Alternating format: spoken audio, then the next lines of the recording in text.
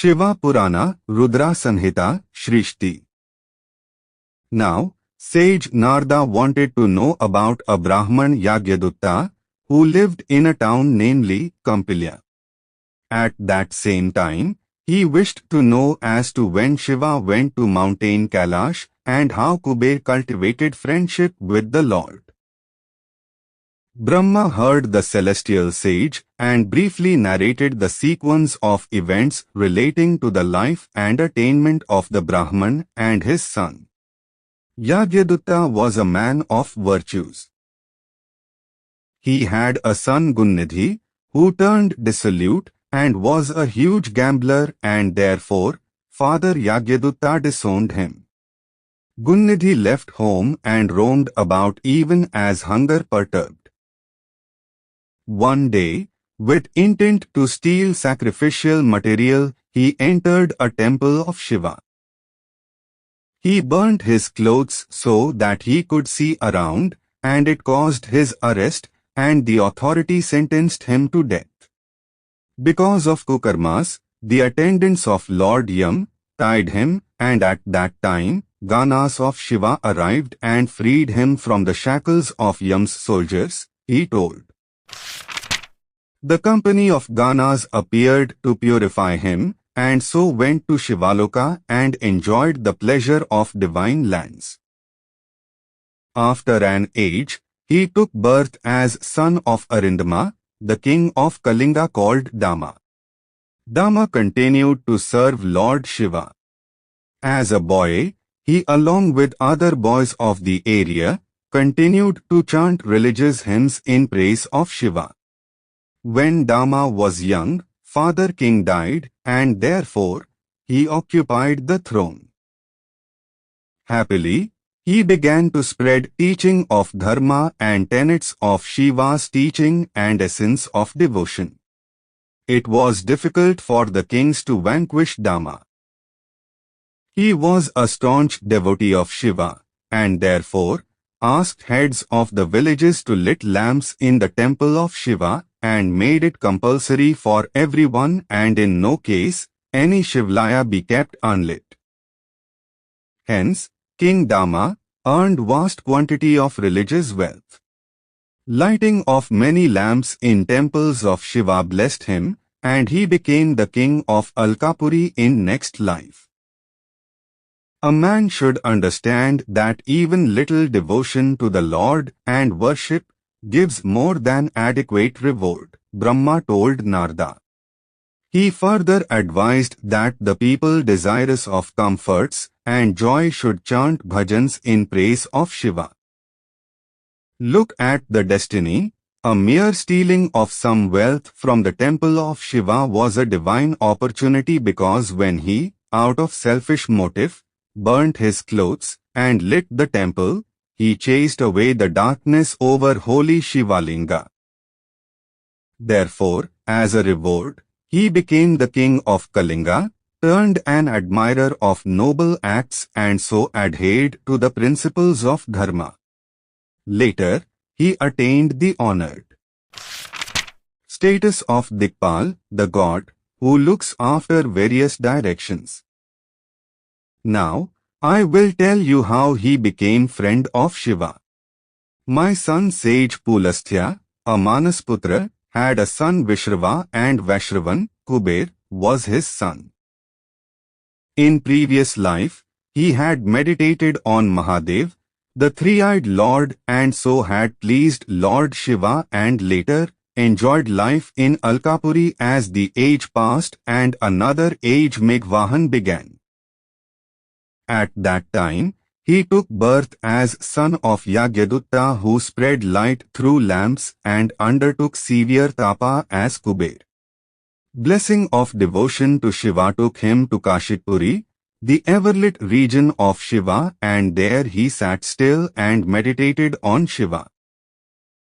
He situated Shivalinga, a symbol of unified essence of Shiva that grows because of fiery tapa and is free from the great obstructions little patangas, whining insects, create, and is established in a huge illumined form, divinely blessed and pure, and so he was engaged in austere tapa.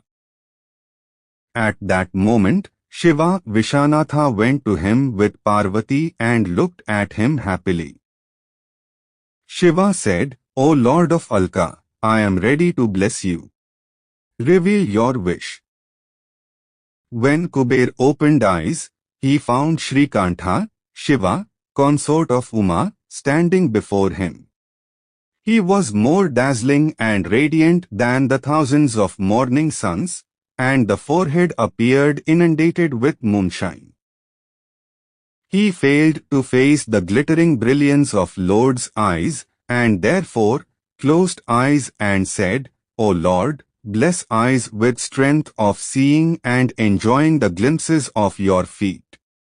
The greatest boon to me would be your darshana, divine glimpse. O God, what is the use of any other boon? I salute you." The Lord of gods, Shiva, touched him with the palm and provided divine sight to witness the miracle. Son of Yagyadutta first looked at goddess and began to think, "Who is this beautiful woman next to Lord Sankara? What kind of repression she underwent that is more powerful and effective than my tapa? The beauty, immense love, fortunes and grandeur amaze." He continued to whisper and look at the goddess unkindly, and it caused loss of sight of left eye, which appeared to have completely damaged. Parvati, the great goddess, said to Mahadev, "O Lord, the wicked man looks at me repeatedly and whispers something.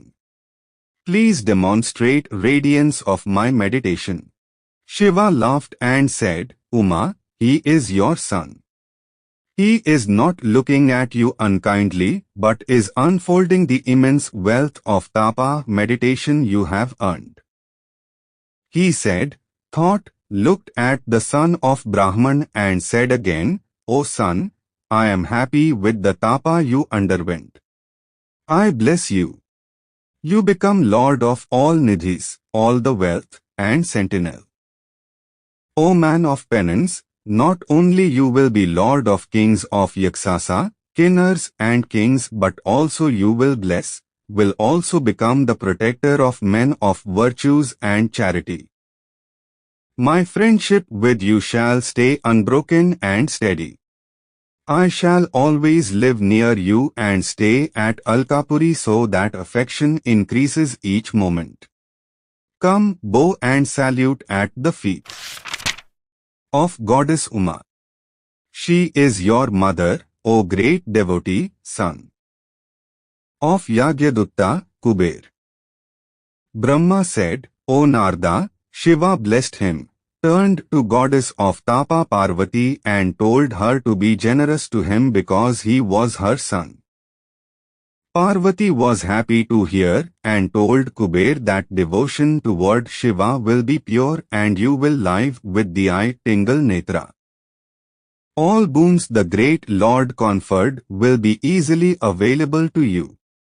O son, you were jealous of my beauty and so you will become famous as Kubera."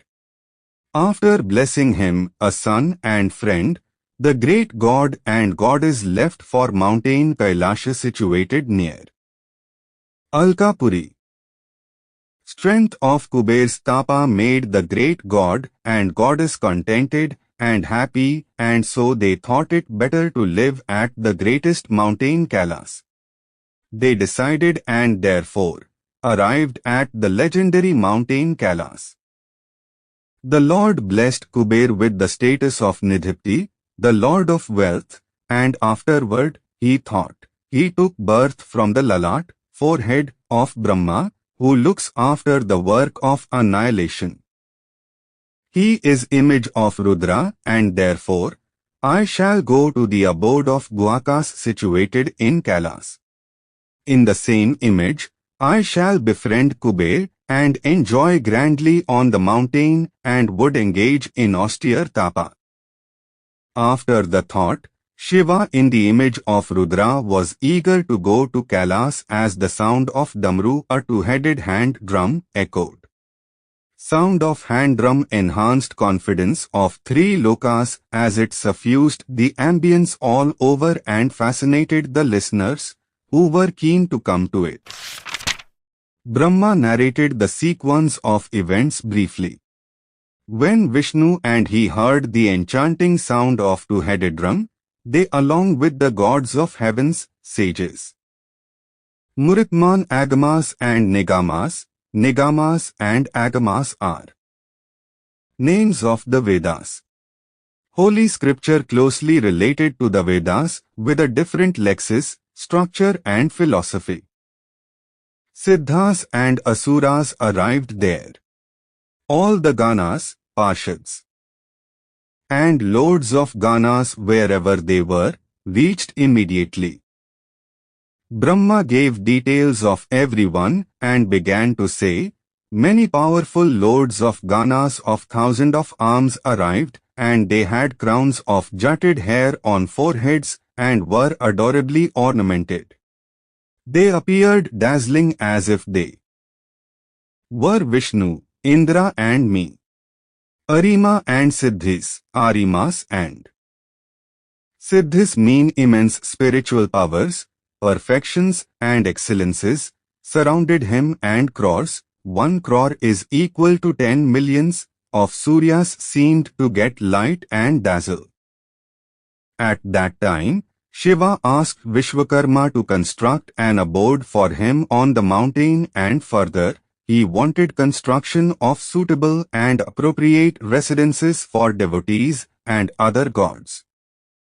O monk, on the directions of Lord Shiva, Vishwakarma constructed many kinds of wonderful houses as required and thereafter, on the request of Vishnu, the Lord blessed Kubera and arrived on mountain Kailas happily. At the auspicious moment, Vishnu and gods of heavens, monks and siddhas, gladly greeted and coronated Lord Shiva and later, worshipped the Lord and it turned into almost a festival. Rain of flowers from the sky was a sign of fortune. The echoes of salutations resounded around, and it increased joy of everyone and frequent greetings and salutations and prayers of sages, monks, gods of heavens and other celestial beings tremendously delighted Lord Shiva while he sat on the supreme celestial throne. Gods of heavens and various holy souls praised the Lord separately through meaningful and affectionate expressions of reverence, and therefore, after the Lord heard eloquent eulogies out of extreme joy blessed all and offered gifts. He further said, later, all the gods, celestial beings and sages with the consent of the Lord went to respective abodes. Lord Shambhu, who is free and stays in yogic intensity of meditative countenance, lived at Kailas. For some time, Supreme Lord lived without a spouse, and thereafter, he married Sati, a daughter of Prajapati Daksa. Hereafter, Maheshwara leisurely wandered with spouse Sati adhering to the principles of supreme civic demeanor with ecstatic delight and conjugal harmony. Thus, Brahma narrated the emergence of Rudra and later, arrival of Shambhu, Lord Maheshwara also called Shiva. He also told an interesting tale of friendship with Kubera that spoke eloquently of the power of bhakti and its infinite blessings on the devotees.